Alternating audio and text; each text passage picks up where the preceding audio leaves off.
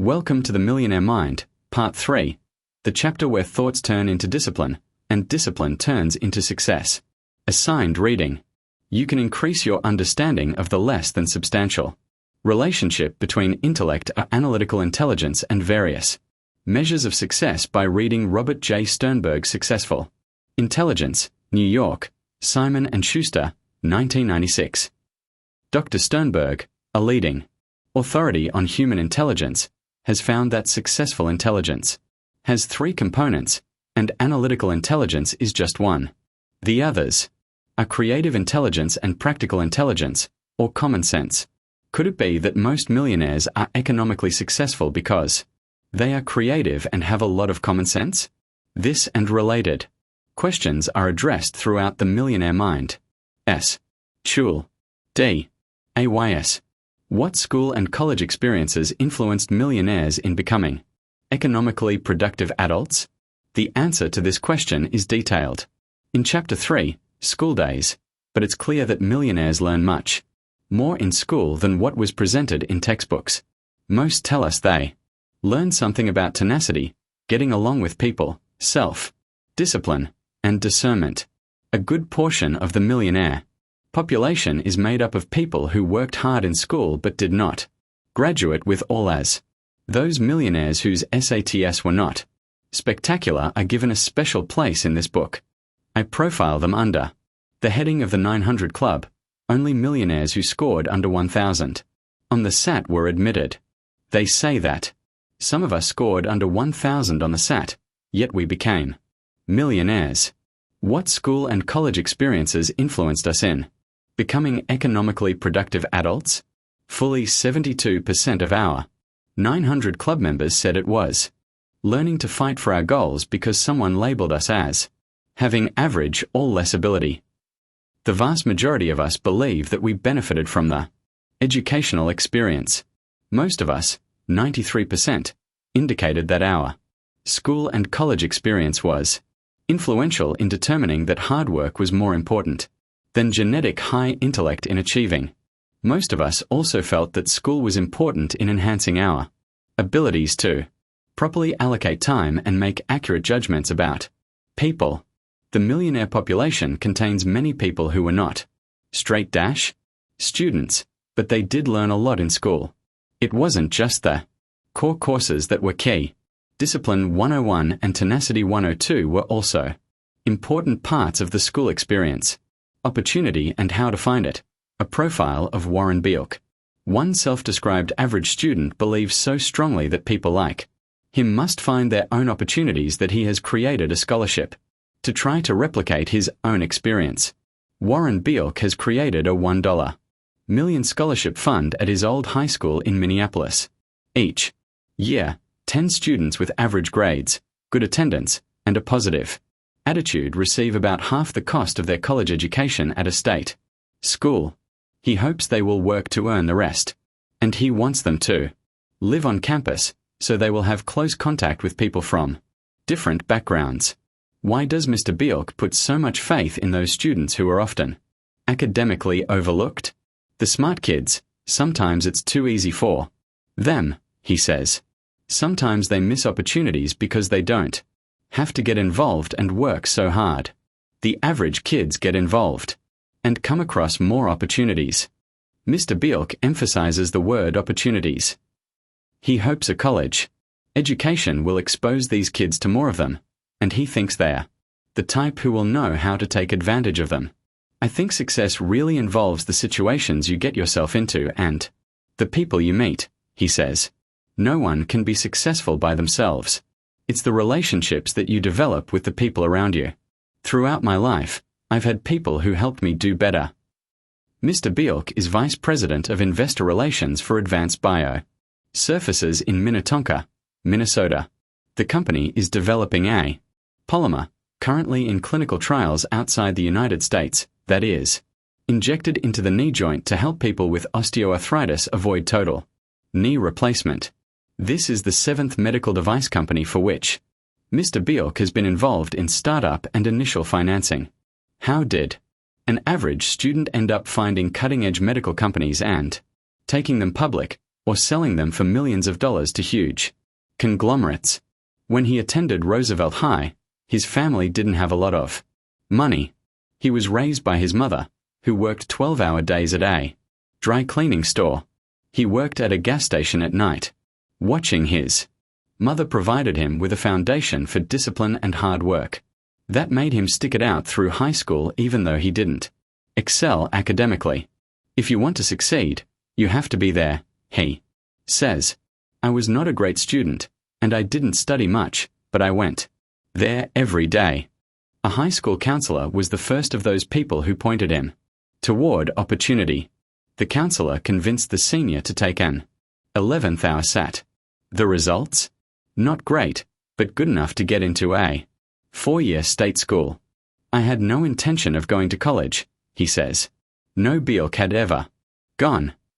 But the counselor changed all that and the direction of Mr. Bealk's life. He also helped him get a job at Moorhead State University to help him pay his way through school. Mr. Bealk lived in a college dorm, and the students and professors with whom he came into contact there showed him another path through life. I wasn't a great student, he says. I ended up with a C+ or average. But without this counselor guiding me to go to college, I would have taken a full-time job at the gas station. The scholarships are Mr. Bealk's way of giving back to Roosevelt High School. After college, he found a job in sales in the medical device industry. He worked his way up, started his own company, and got involved in investments in medical startup companies. His advice to average students? It sounds like a cliché, but it's the effort you put in. It's how hard you work, Bealk says. Honesty is important, too. People will invest in you if they believe you are honest and hardworking. That's what happened to me. Somewhere I read, it's not really how smart you are, it's how you are smart. I can't tell you how many Ph.D.s I've had working for me. They are very, very smart people, very good at their specialties, he says. But they are working for me. You've got to take advantage of the different opportunities that present themselves to you in life. Courage and wealth. What do most self-made millionaires have in common? They have courage. Do you have the courage to take financial risk, given the right return? If you do, then you have the mindset that most millionaires possess. But having the courage to take financial risk doesn't mean that millionaires are gamblers. Few gamble at all. In fact, the higher a millionaire's net worth, the less likely he is to ever gamble. Yet there is a positive correlation between taking financial risk and net worth. Obviously, gambling and financial risk-taking are not the same type of behavior. The most basic form of financial risk-taking relates to choice of occupation or vocation. A disproportionately high percentage of millionaires, multimillionaires, and decamillionaires are self-employed. Business owners and entrepreneurs or self-employed professionals. What is so risky about being self-employed? You are on your own and there is no employer backing you up. If you fail to deliver what the market demands, you may be out of business tomorrow. Worse, you may lose every dollar you have in assets. Those who have the millionaire mind look at being self-employed in a much different way than the scenario of failure given above. They are of the mindset that it is risky not to be self-employed. Being self-employed means that you are in control of your own destiny. Profits that are made are yours, and there is no real ceiling on how much you can make. The millionaires said, "We think of success, not of failure. We take risk, but we study the probable outcomes. And we do everything we can to enhance the odds of generating returns." How do we eliminate or reduce fear and worry and bolster our courage? We practice believing in ourselves and hard work. How do we bolster our belief in ourselves? We focus on key issues. We prepare and plan to succeed, and we are well organized to deal with big issues. Some of us have conditioned our minds to offset fears and certain limitations through the mental toughness we developed playing competitive sports. There are a good number among us who have compensated for deficiencies by having what we call the athlete's heart. This term refers to both physical and mental tenacity and courage. Nearly 4 in 10, 37%, of us reduce the fears and worries associated with making critical decisions about financial resources. In another way, we call upon our strong religious faith. In fact, those among us who have strong religious faith have a higher propensity to take financial risk than others. Vocation, vocation, vocation. According to Webster's dictionary, the term ace denotes one who excels at something. It is also a title given to combat pilots who have at least 5 in-air victories. World War II produced more fighter pilot aces than any other conflict, with 1,285 pilots earning the title during this period. The last ace, Wall Street Journal, January the 29th, 1999, PW11. How did they accomplish this feat?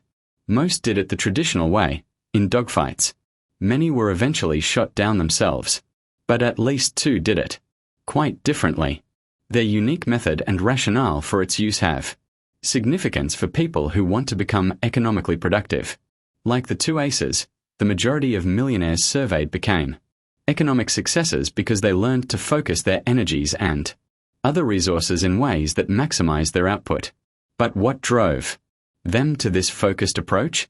Both of the pilots who did it differently were more than aces. See Raymond F. Tolliver and Trevor J. Constable, The Blonde Knight of Germany, Blue Ridge Summit, PA, Aero Books, 1970.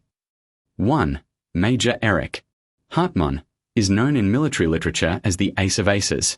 He had 352 confirmed in-air victories. The other pilot who had the same unique strategy was Sergeant Paul Rossmann, Hartmann's mentor. He himself had more than 80 victories. It was Rossmann who invented the approach that ultimately led to Hartmann's extraordinary success.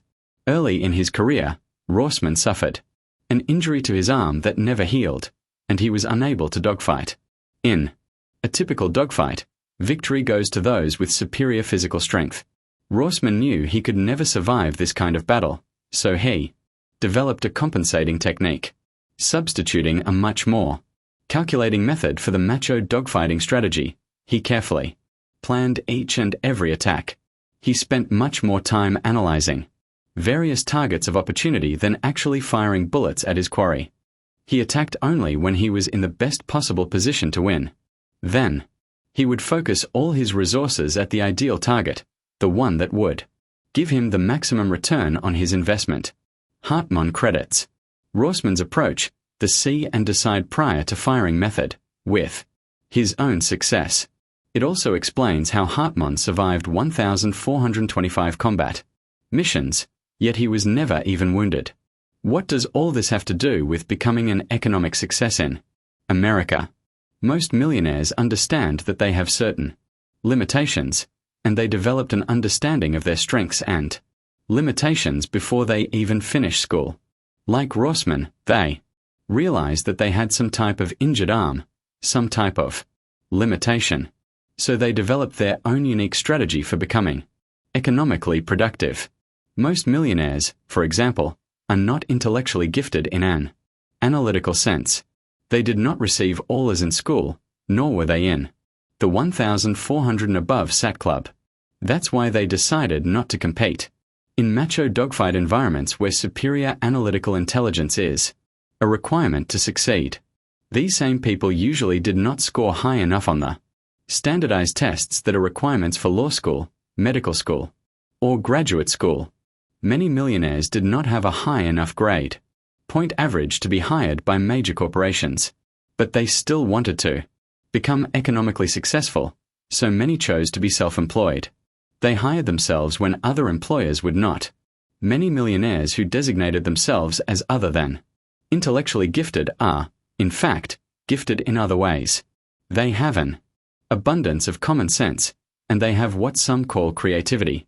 How else can we explain their ability to discover economic opportunities that most so-called geniuses were unable to see? After studying millionaires for more than 20 years, I have concluded that if you make one major decision correctly, you can become economically productive. If you are creative enough to select the ideal vocation, you can win big time. The really brilliant millionaires are those who selected a vocation that they love, One that has few competitors but generates high profits. Selecting a vocation is like building a home.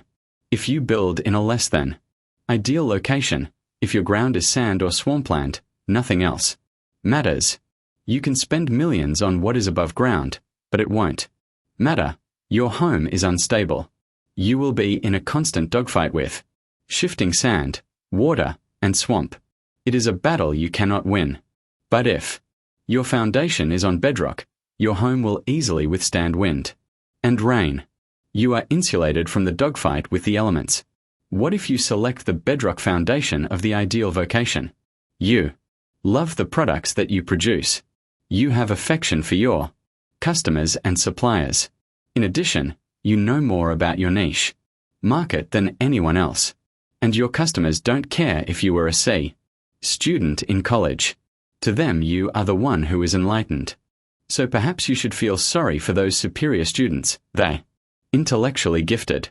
Often, those who are told they are gifted feel economically invincible. Too often they assume that superior intellect will translate into superior income and levels of wealth. But those who believe this are in for a rude wake-up call. Too many select vocations are filled with competitors, all of whom also have high analytical intellect. They may be one of hundreds of thousands of MBAs who graduated in the past 20 years. They were hired by major corporations because they did A-grade work at fine business schools. Perhaps they went directly from those schools into the dogfight. Unknowingly, they entered a sector of our economy where there are very few top dogs and CEOs. Just ask a sample of middle-aged MBAs how many dogfights they've been in the past 20 years. How many were shot down or had their jobs eliminated? Sure, they were all bright. But they forgot one thing: choice of vocation. Where you will fight is much more important in winning than what you do once the dogfight begins. Even some of the best and brightest MBA students I have ever taught lost most of their dogfights. Why not select a vocation and target where you can more easily emerge as the winner? It is easier to love what you do for a living when you win most of the time, if not all the time. What do most millionaires tell me they learned in their salad years? They learned to think differently from the crowd. Much of this book has been designed around that central theme. It pays to be different. The millionaires say, how did we become wealthy in one generation? It has a lot to do with our selection of the right vocation. Thus, the laws of economics and psychology are in our favor. Otherwise, we'd be swimming against the tide. We believe that a minority of people in the general population can honestly say their current vocation allows them full use of their abilities and aptitudes. But we are different. We are of the millionaire mind. We were wise in selecting the ideal vocation. Given our abilities, aptitudes, and strong interest in becoming financially independent, was our ideal vocation suggested by an employment agent or headhunter? Only 3% of us did it that way. Nor did we discover it at a job fair. Many of us are intuitive as well as creative. How else could we select such wonderful economic opportunities? C. Hoyce of S. Pouse. It's a popular notion. If you want to become wealthy, just marry a millionaire. Or you can marry the son or daughter of a millionaire couple. Eventually, your spouse will inherit a pot of gold, and you assume your husband or wife will share this wealth with you. Or perhaps it's much simpler and more productive not to marry at all. That way you won't have to share your economic resources with a spouse and children. The data strongly indicate that neither of these hypotheses is true. Yes, choice of spouse is important in accounting for variations in wealth, but most millionaires did not select their spouse because of his or her wealth characteristics, nor were they even initially attracted to their husbands or wives because their parents had money. In fact, the wealth factor was not even rated by our millionaires as an important quality of a spouse that contributed to a successful marriage. Yet there is a substantial correlation between the number of years a couple is married and the wealth they accumulate. And a large majority, 92%, of millionaires are married. Only 2% have never been married. and about 2% are currently divorced or separated. The rest are widowed. Are there certain economies of scale associated with being married, as opposed to being single? The data clearly show that. The answer is yes. Does this mean that the two-career couple is the prototypical millionaire household? Not at all. In fact, the higher a couple's net worth, the more likely it is that the wife does not work outside the home.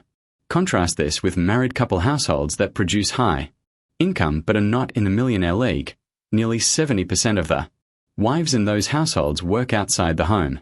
They are employed as teachers, sales professionals, middle-level corporate executives, and attorneys. Only about one wife in three in the decamillionaire households works outside the home. The millionaires tell us. The typical couple in our millionaire group has been married for 28 years. Most of us, 8 out of 10, believe that having a supportive spouse was either very important or important in accounting for our economic success. What qualities initially interested us in our spouses? What qualities of our spouses are the most important contributors to our successful marriages? It is much more than physical attractiveness. These qualities are complements to building wealth, and they are part of the millionaire mind. These and many other questions are detailed in Chapter 6, Choice of Spouse. A profile of Paulette Rakestraw, CEO and owner, AMS Corporation. A profile of Paulette Rakestraw, CEO and owner, AMS Corporation. As a 21-year-old divorced mother of a toddler, Paulette Rakestraw was building a direct mail business out of her apartment. She certainly was not looking for a spouse when she met her current husband, Von. His caring demeanor and the way he treated her daughter were among the qualities that drew her to him.